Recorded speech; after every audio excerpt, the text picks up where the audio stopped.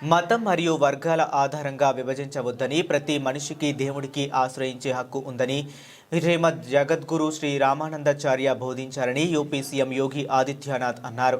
శ్రీమద్ జగద్గురు శ్రీ రామానందాచార్యజీ 726వ ఆవిర్భావ వేడుకల సందర్భంగా నిర్వహించిన కార్యక్రమంలో ఆయన ఈ వ్యాఖ్యలు చేశారు.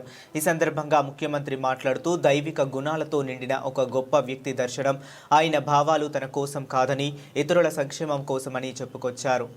याद करिए, कोई अचानक महान नहीं बन जाता है।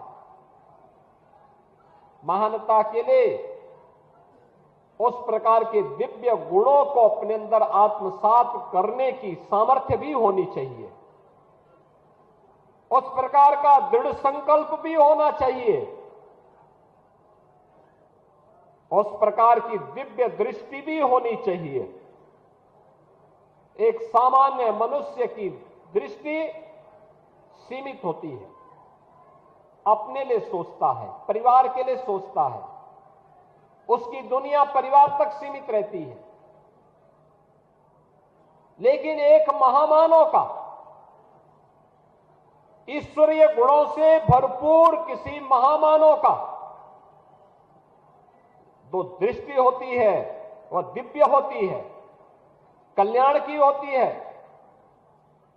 धर्म के प्रति लोगों के मन में जागरूकता की होती है।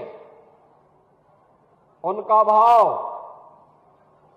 स्वयं के लिए नहीं, स्वार्थ के लिए नहीं, परमार्थ के लिए होता है।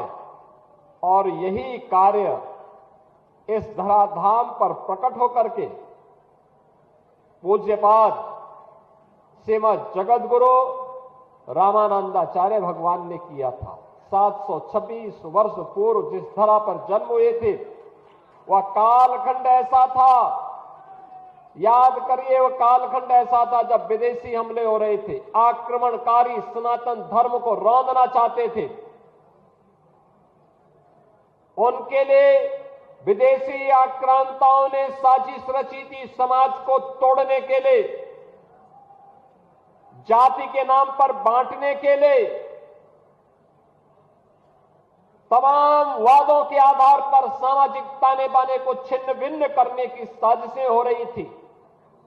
और याद करिए, उस समय सबसे पहले मत और संप्रदायों को एकजुट करने का आह्वान उस समय उन्होंने कहा था कि सर्वे प्रपत्तेरधिकारिणो मता,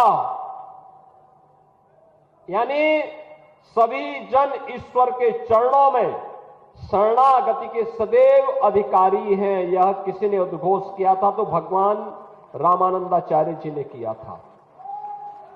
उन्होंने कहा, ये मत और संप्रदाय के आधार पर मत बंटो।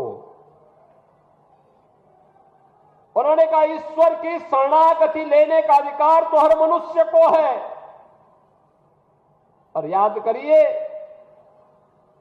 भगवान रामानंदाचार्य जी हैं जिन्होंने एक नहीं 12